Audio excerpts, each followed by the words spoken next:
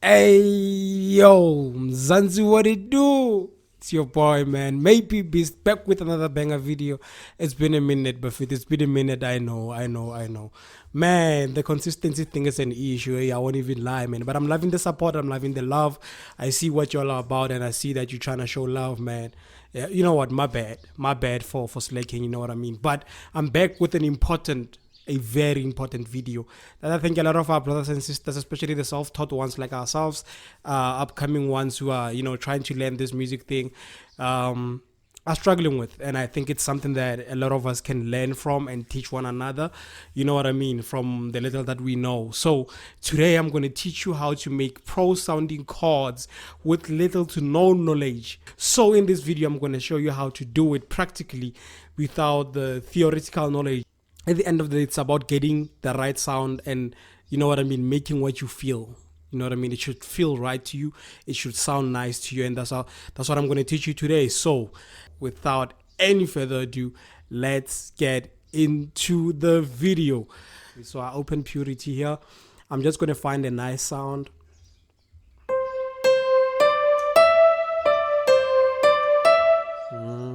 Nah, okay, let's try this.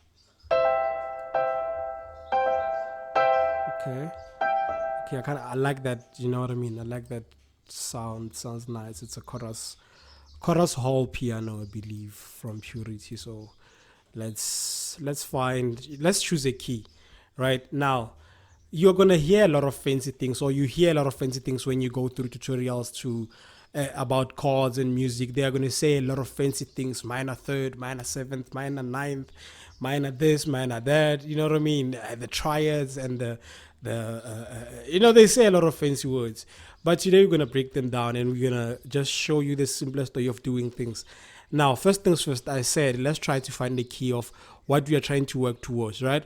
And the best way of doing that, I'm going to show you this secret. I don't know if you are new here or you've been with me for a minute, but if you've watched a lot of my videos, I did call this a secret a while back, but I don't think I actually broke down as to why I love it so much.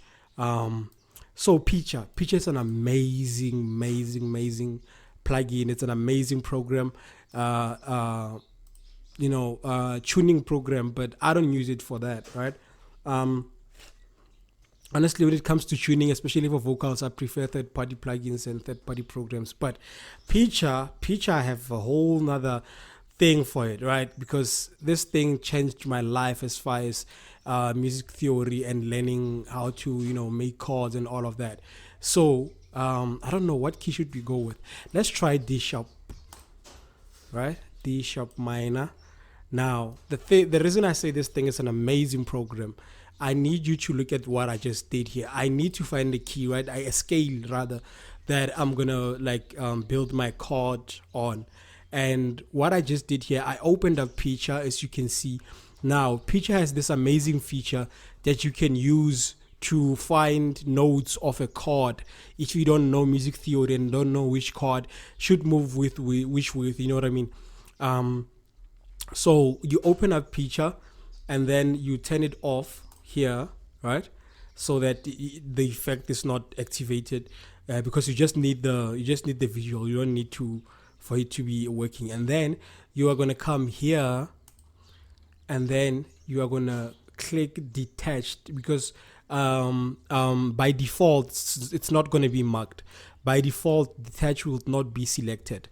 And what detached simply means is that when you activate the detached feature, your program stays in front all the time, even if you click other parts, even if you do it's always going to stay in front. So you need that for your MIDI keyboard, or your MIDI your MIDI keyboard thingy, piano roll, right? You're going to need that for your piano roll, so that when you click on notes here, it doesn't fade to the background, or it doesn't move to the background. You can always see.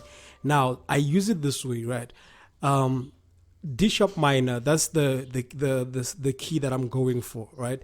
The bass note that I'm going for. So by selecting D sharp minor here, you have your minor, major, pentatonic, all single and whatever here, right? But we know the most popular ones and the safest ones to stick to, especially if you're not an experienced musician or qualified musician as far as music theory is concerned, the safest ones to go to work with are major and minor, because those are the simplest ones to understand, right? So just to make it simple for you, like a lot of people will try and explain major, minor, like these fancy things. Look, simply put, right, if you're trying to go for a mellow emotional song, you are most likely gonna be working with minor keys, right? Because they are those, you know, soft, mellow, sad sounds, right? And if you're trying to go for an upbeat, turn up kind of sound, maybe like EDM vibes and all of that, more often than not, you're going to find yourself working with a major key. So understand it this way: minor, sad, major, happy, right? Minor, sad, major, happy. Simply put, right? And not to say that all your songs are always going to be like that.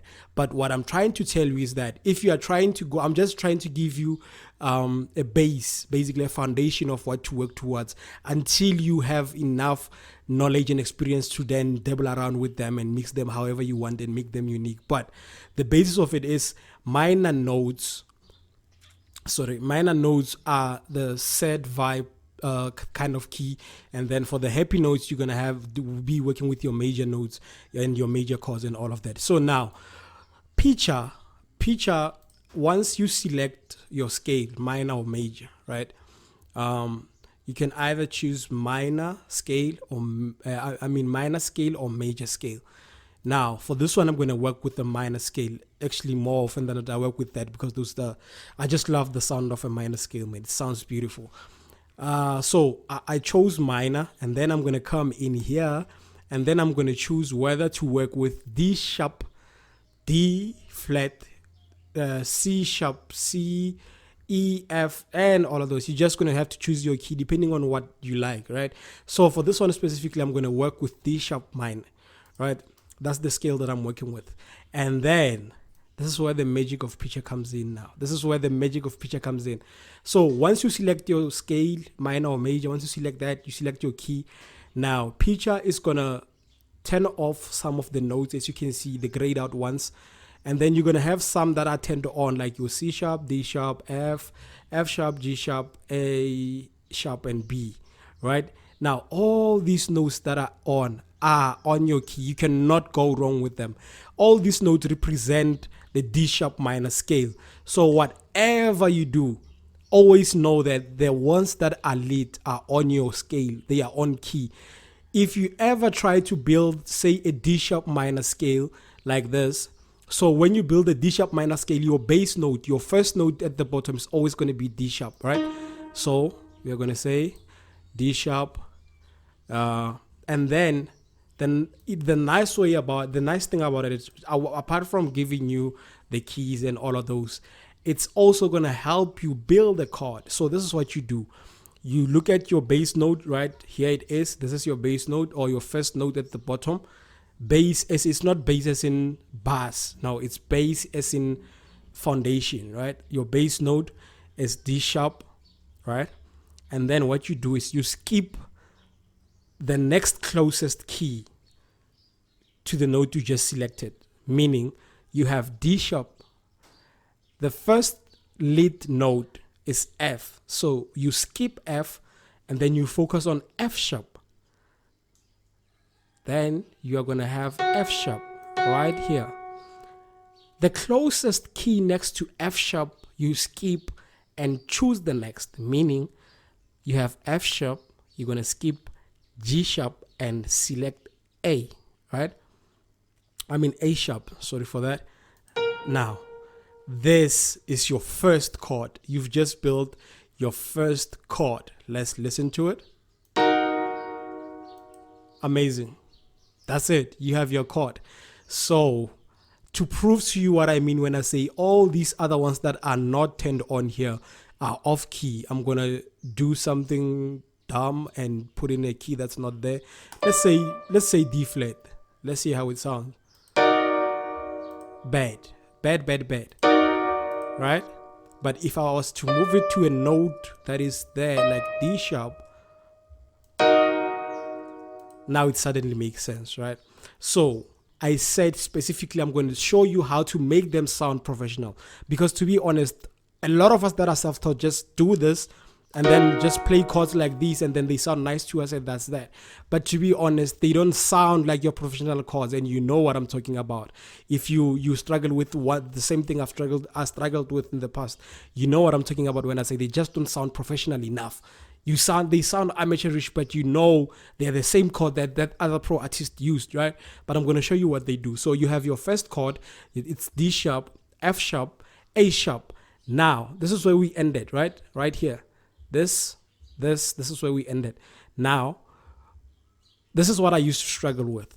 What do I do from here? Because I need to build the next chord.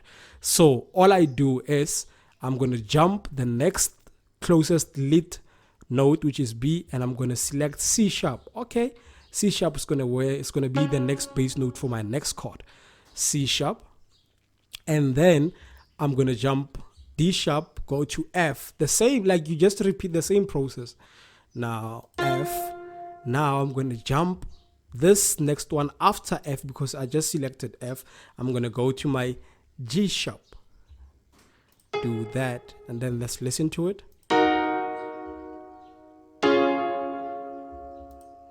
Okay, you know what I mean? Let's carry on. Now let's listen to our chord. Now, this is our chord progression. It's complete. Let's listen to it.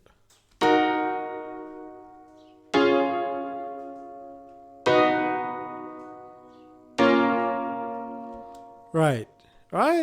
That's, well, I mean, it is a chord, but I mean, come on. You can hear how it sounds. Come on. It's not the one, eh? It's not the one.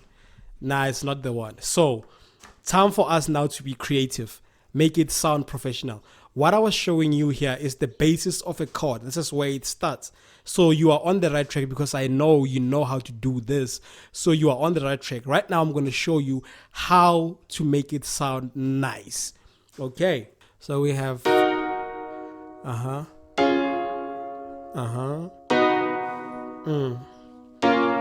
Okay, it's too basic. I don't like it. So what I'm going to do is I'm going to take this chord, right? And I want it to come to this one and this one to this one, right? So I'm going to do this. I'm going to mark both of them.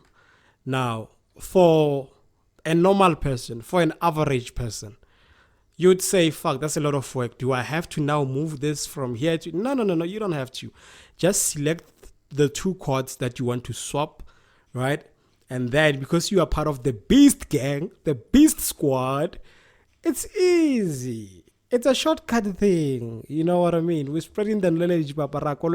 So what you do, I'm going to show you a secret. Look at the magic. Look at what's about to happen. And bam. Just like that. I just flip them just like that. Just like that. Simple as that, right?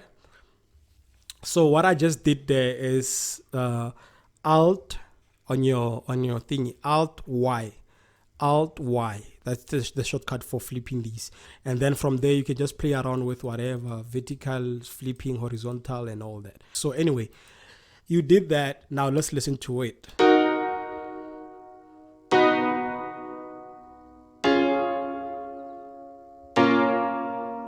Now already you can hear that emotional thing that I was talking about from a minor chord. That emotional vibe thing, right? You can already hear it. If you ever need me to break it down further, just let me know in the comments.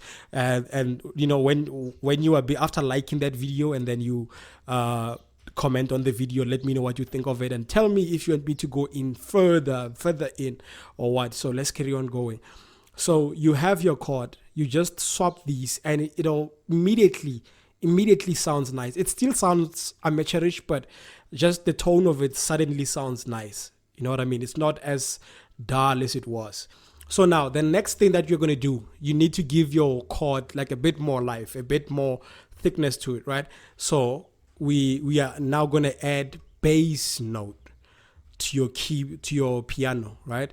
So you have that, and then all you do for what I'm talking about, you're going to take all the bottom notes, all the notes that are your bottom notes, your bass notes here.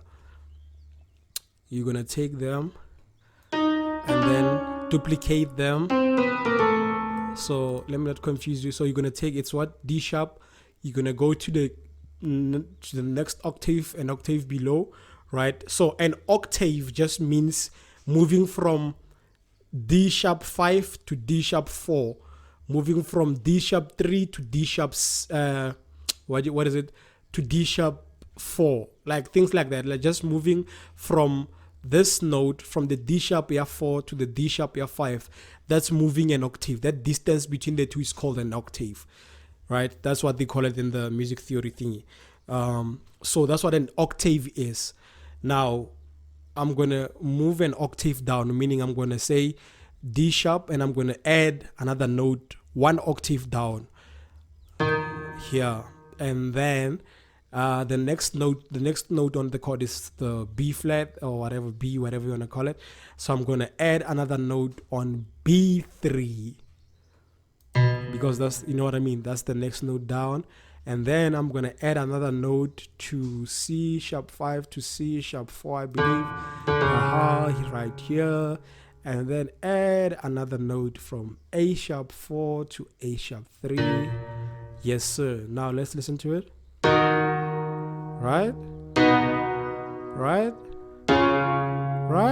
Because let's listen to it again. I just want to show you something. Let's listen to it again. This is without the notes.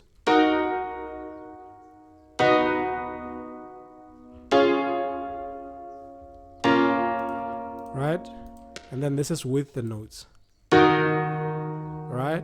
It suddenly now feels a bit, you know, fatter. I don't know if that's a word, but yeah, thicker. Sounds thicker. So now we are moving now. Now it's starting to sound nice now, eh? So the next thing we are going to do now, we are going to expand on our chord, add some more notes so that we just give it a bit more character, right? So what you do, you edit these sharp, they are added. Let's forget about them for a minute. Now we are going back to our 3-note chord. Let's go back to our 3-note chord. So what you're going to do is you're going to take all the notes in the middle of every chord, all the notes that are in the middle of every chord, meaning the middle of this, the note in the middle here, the note in the middle here, the note in the middle here, and the note in the middle here. You are going to take this note. Sorry about that. Let's undo. You want to take this note. Don't make a copy of it. Take the actual note. Take it out of this one and then move it an octave higher from F sharp 5 to F sharp 6. Right? And then you see now how it looks. The same thing for this one, D sharp 5 to D sharp 6. Sorry about that. Then just like that, F5 to F6. And then C sharp 5 to C sharp 6. Right here. Right? That's what you have. And then you are going to take a duplicate. You're going to make a copy of your bass note again, right? So now you're going to have 1, 2. You are adding the third one, the third octave. So from the original chord, which was on D sharp 5, now you are going to take a copy of that note and of your bass note and move it an octave higher. Meaning, we are going to make a copy of this thing and add it here, right? Take a copy of this one. Sorry about that. This one and add it here. Make a copy of this one and add it here. Make a copy of this one and add it here. So now this is me simplifying it. You just follow the steps and I promise you, just follow the steps. Now let's listen to it now.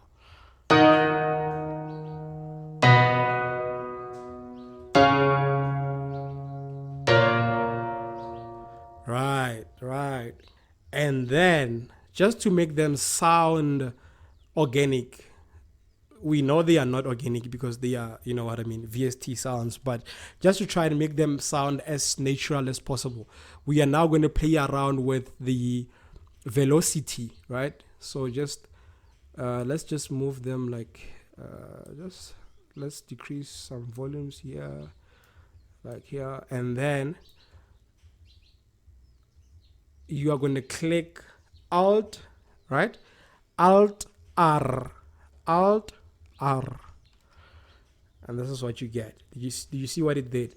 Just that mine, because I used it a lot, it was already there, but by default you're going to find it LSO. This is what you are going to find if you haven't used this before.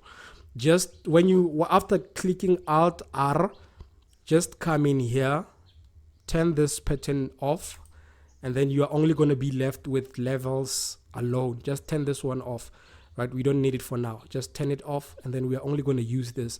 And even here, the only knob we are going to use is the VEL, velocity, because you have the pen, you have the velocity, you have the release, mod X, mod Y, the pitch. Just focus on your velocity knob. Now you play around with it and see how it sounds like.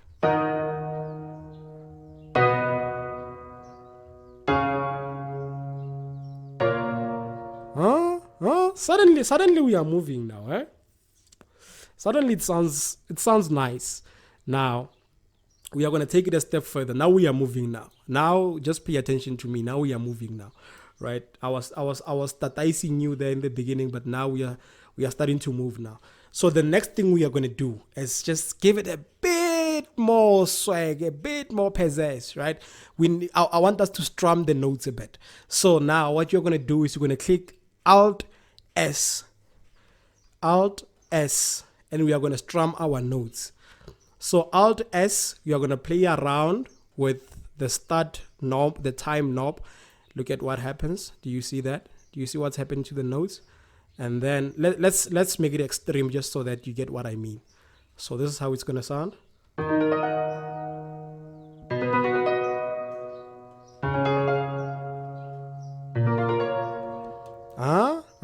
Suddenly now, but we don't need it to be that extreme.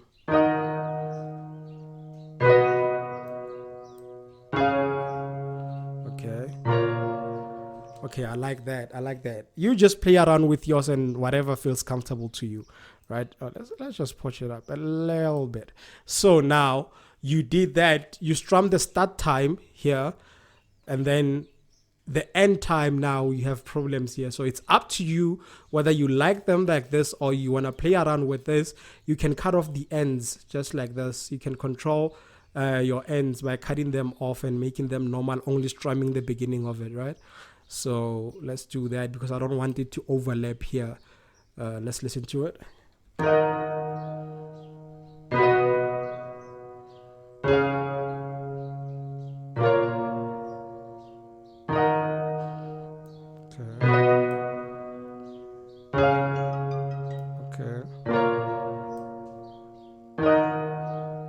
Okay. I like that. Right. That's how you make your chord sound fucking amazing. Comments below. Don't forget to like and subscribe and support your boy. Dango Bafeti, thank you for being here. Thank you for lasting this long and watch my videos and subscribe, man. A lot of y'all are not subscribed. Come on, Bafeti, man. Come on. If you are ever going to grow this country thing, man, yes, let's support one another, man. Come on, man. I think over 80 or over 90% of the people who watch my videos are not subscribed. What the hell is that, Bafeti? Nah, man. Come on. Subscribe. No, don't click off. I'm looking at you. Subscribe. Subscribe, Bafeti. I love you all, man. Thank you for the support. Keep on watching. Till the next video. Dango.